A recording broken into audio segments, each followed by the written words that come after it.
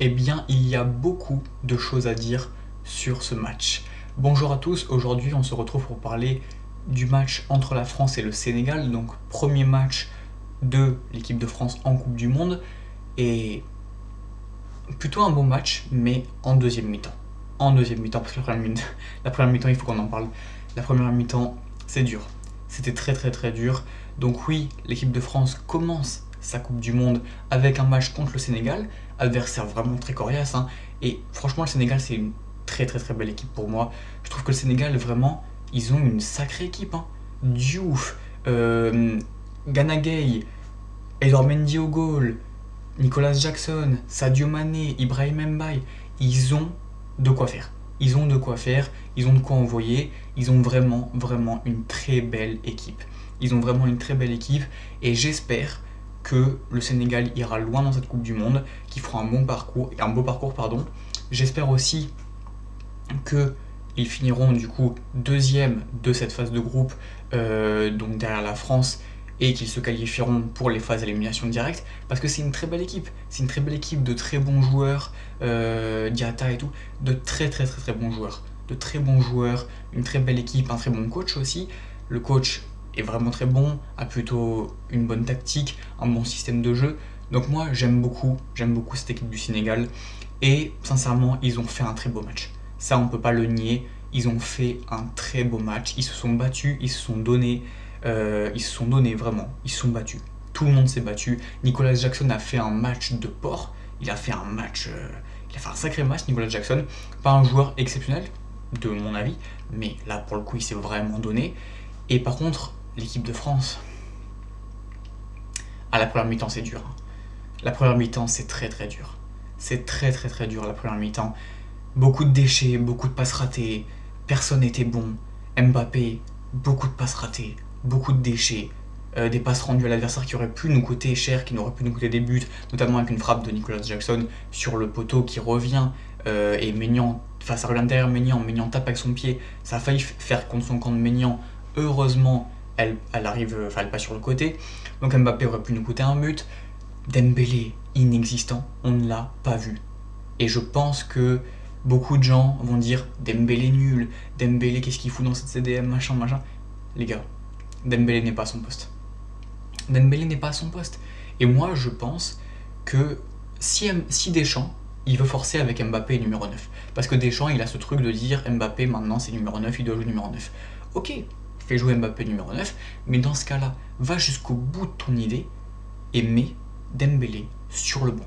Mais il ne peut pas, il n'osera pas. Vous savez pourquoi? Parce que Dembélé est le ballon d'or.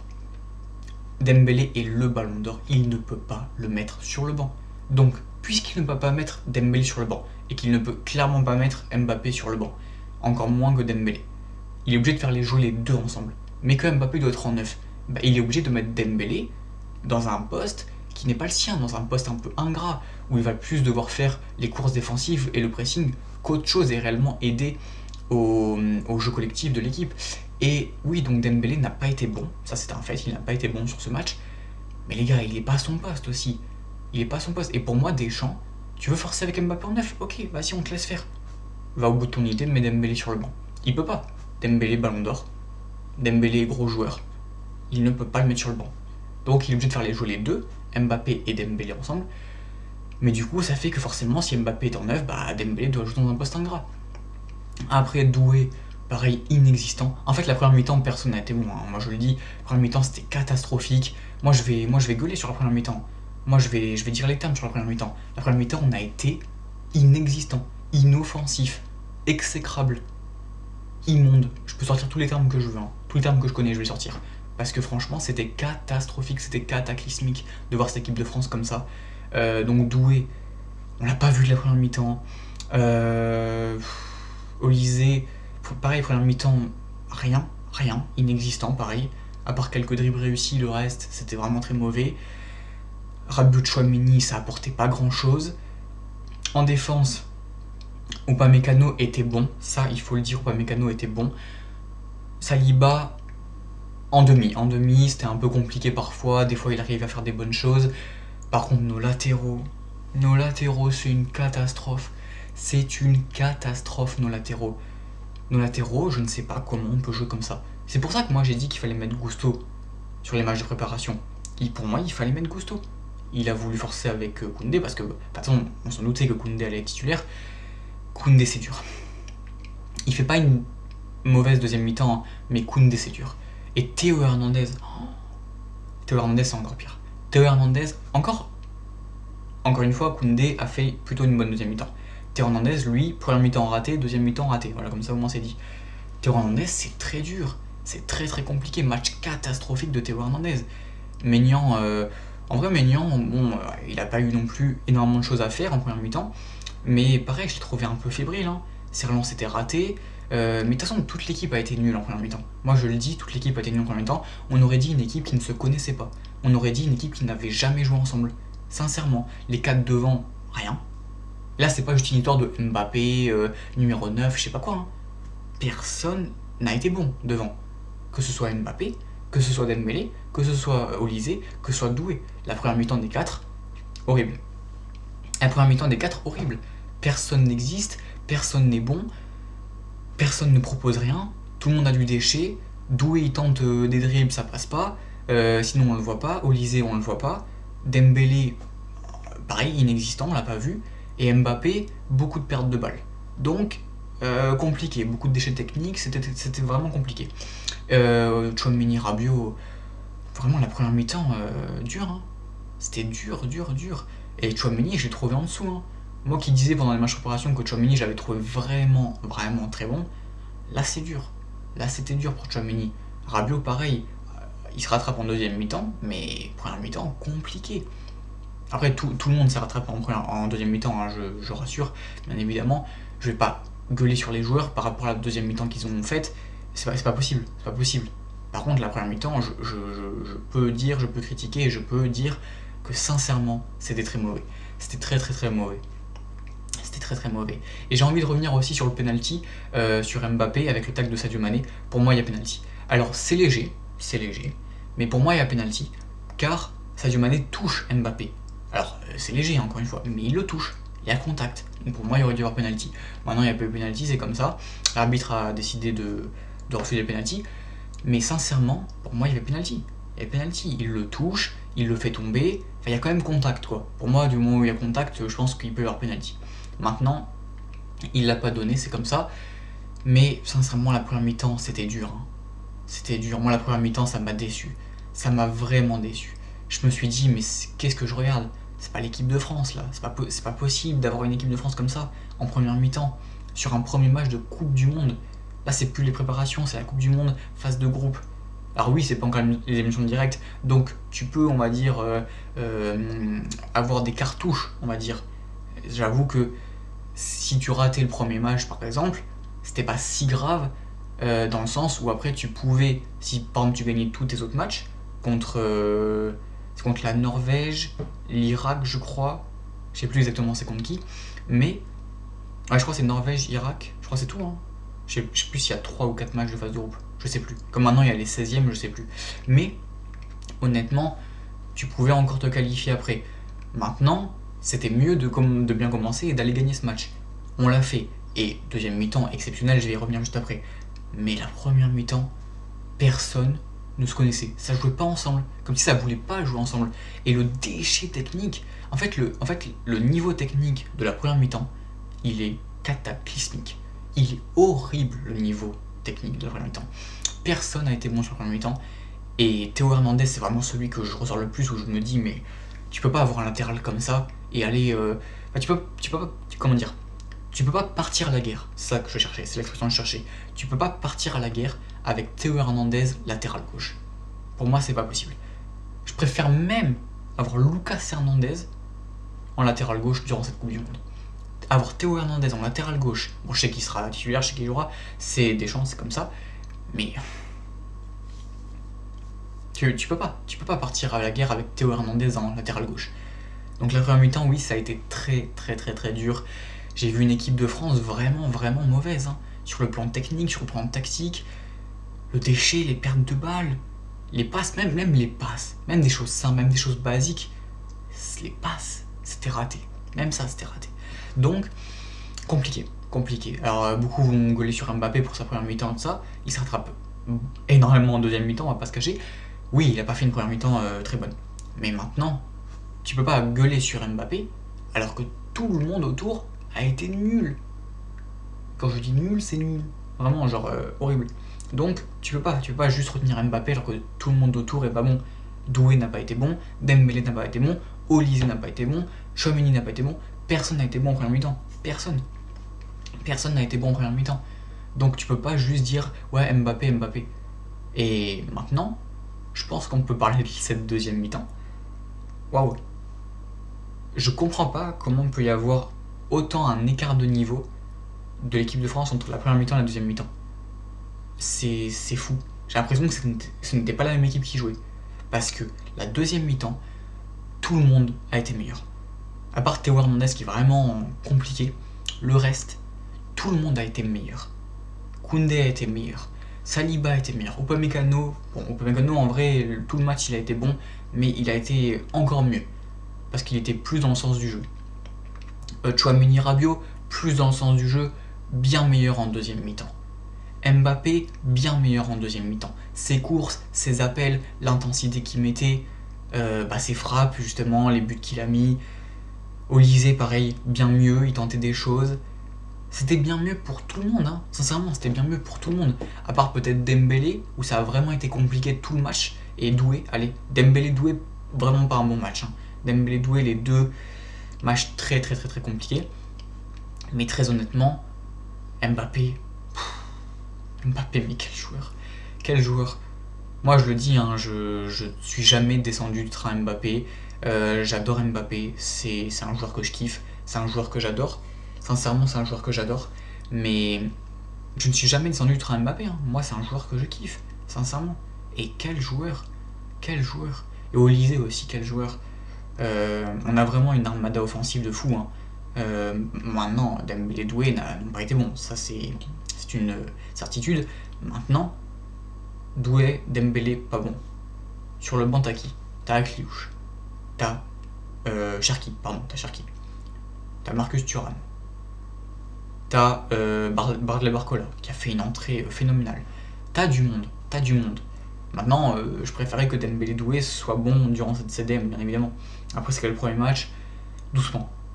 Moi, je dis doucement quand même, du fait que ce soit le premier match, je pense qu'il faut quand même y aller tout en douceur. Faut pas tirer trop de conclusions hâtives pour un premier match.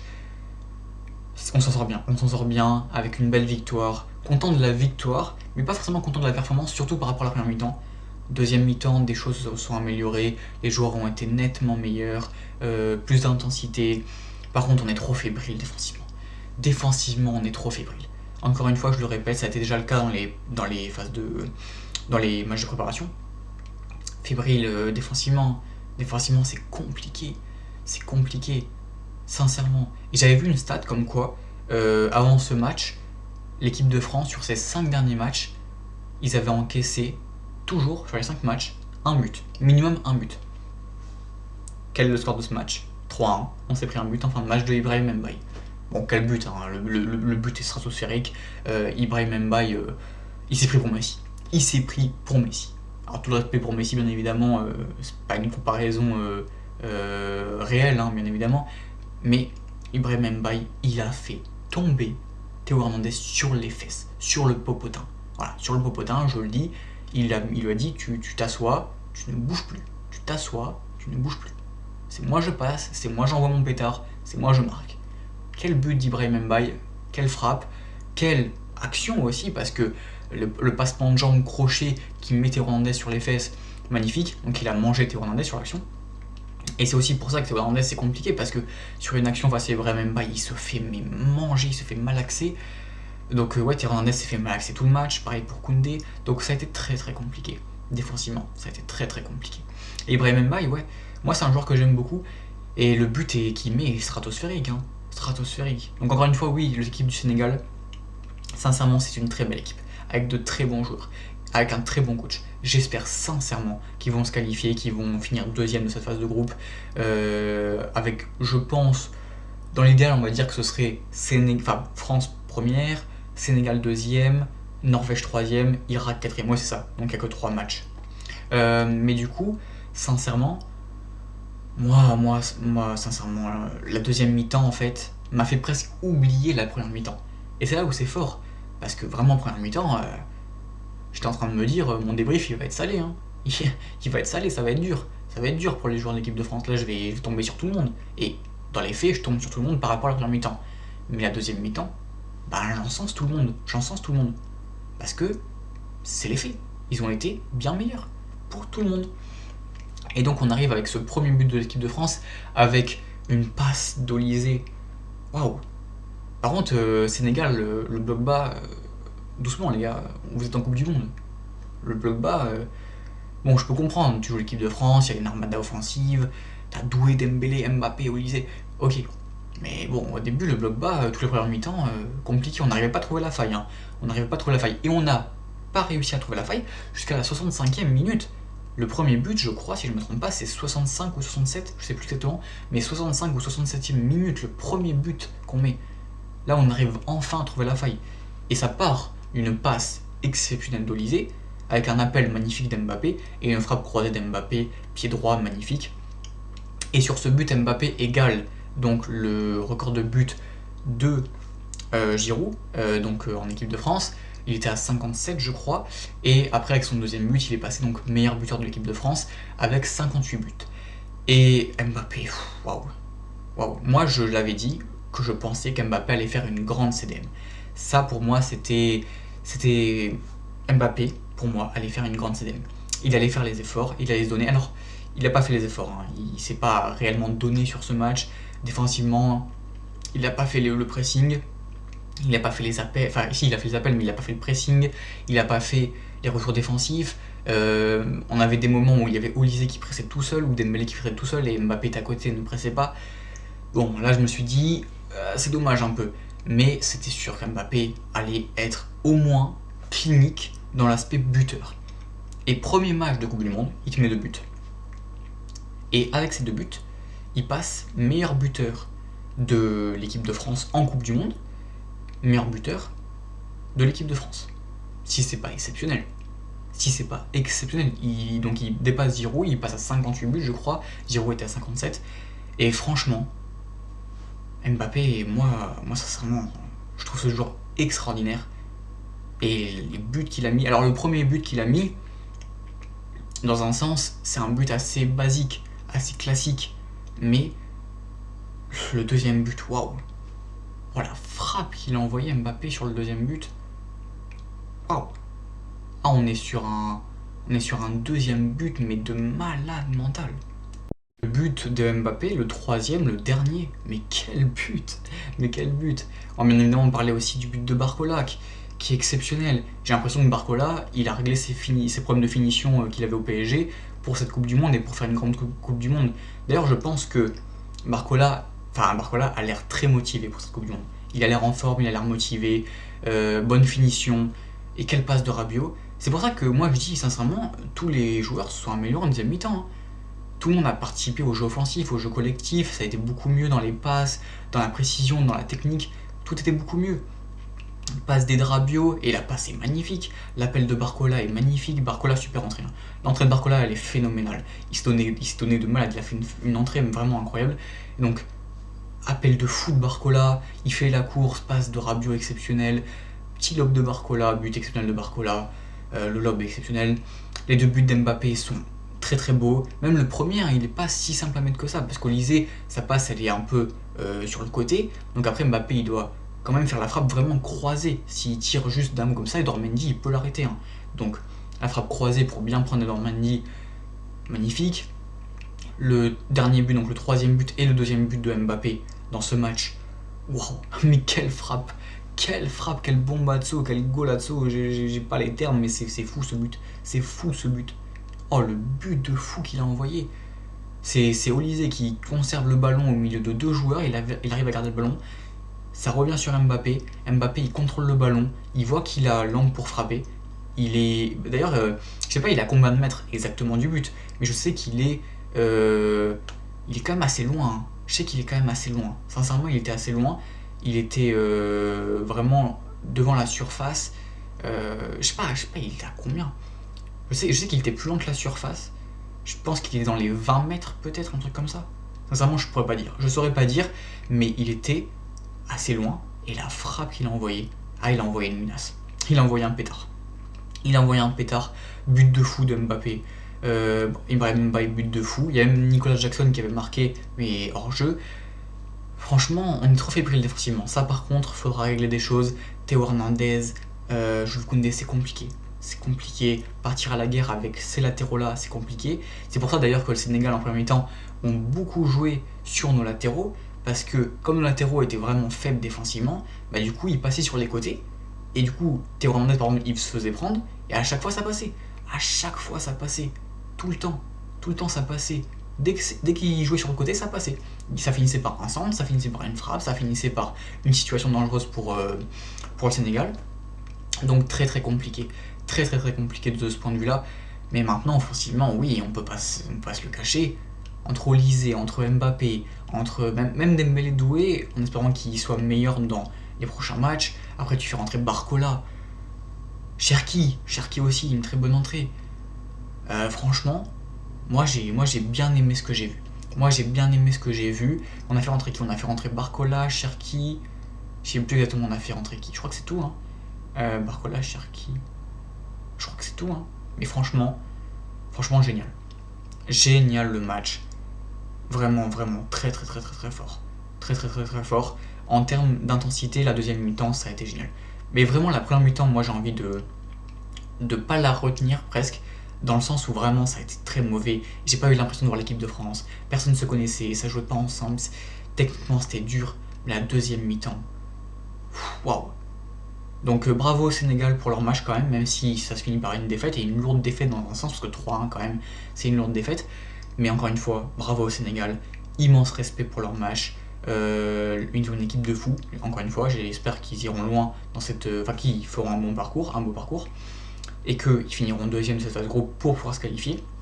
Parce que sincèrement, ils ont une très bonne équipe, des bons joueurs, un bon coach, une bonne tactique, un bon jeu. Donc, ils mériteraient, sincèrement, de se qualifier. Maintenant, la France, en vrai, dans un sens, le premier match, moi je suis content. La victoire 3-1, tu commences par une victoire 3-1 face au Sénégal. C'était en plus le plus gros adversaire, parce que le Norvège, je pense que c'est quand même en dessous. Je pense que, voilà, ils ont des joueurs de qualité, hein. Haaland, Odegaard, ils ont des joueurs de qualité. Mais je pense que ça peut le faire. Ils ont même Sørloth, je crois, mais je pense que ça peut le faire. Et après l'Irak, je pense que la victoire sera assez facile. Donc, je pense que Sénégal, c'était vraiment le match le plus compliqué. C'était le match à prendre le plus au sérieux. Première mi-temps, je me suis dit, bon là, ils le prennent pas trop au sérieux. Deuxième mi-temps, ça a été plus pris au sérieux. Je pense que Deschamps, à la mi-temps, dans les vestiaires, il a fait un petit discours. Donc, deuxième mi-temps, vraiment, vraiment très bonne de la part de l'équipe de France. Pardon. De la part de l'équipe de France. Et Mbappé, les buts de fou. Surtout le deuxième but, en fait. Surtout le dernier but que moi, vraiment, je suis choqué. Je suis choqué par le but qu'il a mis. Même Barcola, le but est très très beau. Mbaye, par contre, Mbaye, en vrai, moi au PSG, j'ai un peu du mal. Mais avec le Sénégal, en général, il fait plutôt des bonnes performances. Hein. Et le but qu'il a mis, il a envoyé un pétard. Il s'est pris pour Messi. Il a mis Hernandez sur le potin. Et pour moi, Théo Hernandez, c'est très compliqué. Donc, à revoir. Tchouaméni aussi, que j'ai trouvé peut-être un petit peu en dessous, un petit peu moins bon. Mais encore une fois, en deuxième mi-temps, ça a été mieux. Des buts de fou. Une fin de match excellente. La fin de match, c'était fou. Hein. Les dernières minutes, ça partait dans tous les sens, ça allait d'un but à l'autre. Chacun voulait aller marquer un but. Il y a eu le but d'Mbaye. Juste après, il y a eu le but d'Mbappé. Carrément, sur le but d'Mbappé, Mbaye, il a eu une réaction en mode non, c'est pas possible. Je viens de marquer et je pense prendre le but juste après derrière. Bon, je comprends Mbaye. Hein. Je comprends sa frustration. Mais oui, Mbappé, le dernier but, waouh, le but de fou. Le but de fou. La frappe qu'il a envoyée, il a envoyé un pétard. Mais vraiment, là pour le coup, c'est pas une expression, c'est il a envoyé vraiment un pétard. Et je vais juste conclure en concluant sur Mbappé, qui, grâce à ces deux buts-là, donc passe meilleur buteur de l'équipe de France en Coupe du Monde et meilleur buteur de l'équipe de France. Et je vais vous dire un truc, j'ai lu des stats, j'ai lu des trucs que Mbappé pouvait accomplir durant cette Coupe du Monde, et il y avait ça, il y avait passé meilleur buteur de l'équipe de France, meilleur buteur de l'équipe de France dans la Coupe du Monde. Il y a aussi meilleur buteur de la Coupe du Monde, tout court, devant Juste Fontaine, je crois. Il lui manque quelques buts. Il lui manque pas beaucoup de buts d'ailleurs, il lui en manque combien? Je crois qu'il en manque 3. Hein. Je crois qu'il en manque que 3. Et 3, ça va vite. Hein. Il peut les marquer dans le prochain match. Bah, pas le prochain match, la Norvège, ça va être compliqué. Ça va être défensif. Mais contre l'Irak, je pense qu'il peut marquer les 3 buts. Hein. Irak, il peut aller marquer les 3 buts et c'est bon. Donc, Mbappé, donc, sincèrement, il peut accomplir sur cette Coupe du Monde plein de records. Passer meilleur buteur de Coupe du Monde, je sais plus exactement c'était quoi les records dits, mais sincèrement, évoqués, mais sincèrement, il peut en battre quelques-uns. Et moi, je vais vous dire une chose qui va peut-être vous choquer, mais pour moi, si Mbappé accomplit tout ça dans cette Coupe du Monde, tous les trucs là qu'il peut accomplir pour passer des meilleurs buteurs de compétition, de Coupe du Monde, etc., et qui fait vraiment une grosse Coupe du Monde en étant un élément majeur de cette Coupe du Monde, un joueur majeur qui marque les esprits avec des buts de fou, déjà comme un but comme là contre le Sénégal, le dernier but qui est un but de fou, avec des buts vraiment qui restent dans les esprits, je pense que Mbappé peut aller chercher le Ballon d'Or. Je l'ai dit, je pense qu'Mbappé peut aller chercher le Ballon d'Or, pardon. Et moi, sincèrement, dans l'histoire de mérite, dans l'histoire de méritocratie, je pense que ce serait pas vraiment mérité si on parle à l'heure actuelle. Parce que moi, à l'heure actuelle, si on doit parler là maintenant, dans l'heure actuelle des choses, si on doit donner le Ballon d'Or à un joueur là maintenant, pour moi, on le donne à Kvara. On le donne à Kvaratskhelia du PSG. Pour moi, c'est lui qui le mérite par rapport à sa saison avec le PSG en Ligue des Champions. Mais la Coupe du Monde, c'est la plus grosse compétition. C'est un truc de fou. C'est un truc que les journalistes, ils regardent à fond. Ça reste dans les esprits. C'est 1 mois et demi de compétition qui reste dans les esprits. C'est 1 mois et demi, ouais, même pas 1 mois et demi, mais un gros mois, on va dire. Et ça reste dans les esprits. Toute la terre entière presque est tournée vers cet événement. C'est un truc où tout le monde est focus, tout le monde en parle. Donc, si Mbappé fait une grosse Coupe du Monde, pour moi, il va chercher le Ballon d'Or. Rappelez-vous, Messi en 2022, il fait rien avec le PSG. Il fait une saison il fait pas saison blanche comme Mbappé avec le Real, mais il fait pas une bonne saison Messi avec le PSG. Et après, il prend CDM avec l'Argentine. Il prend la CDM en plus avec l'Argentine devant Mbappé, parce que pour moi cette année-là, en 2022, Mbappé méritait le Ballon d'Or, je le dis. Ça c'est peut-être un avis un peu impopulaire ou quoi, je sais pas. Mais pour moi, 2022, le Ballon d'Or c'était pour Mbappé. Messi prend la CDM devant Mbappé. C'est qui termine le Ballon d'Or? C'est Messi. Parce qu'il a pris la plus grosse compétition de football. Il a pris la Coupe du Monde. Donc si Mbappé, en plus même par rapport au nom, c'est sûr que demain tu me dis Moussiala prend la Coupe du Monde avec l'Allemagne. Est-ce qu'il est Ballon d'Or? Peut-être pas. Ça dépend de la Coupe du Monde qu'il fera, mais peut-être pas parce qu'il a pas fait une saison vraiment marquante. Et puis même, c'est pas le joueur clinquant.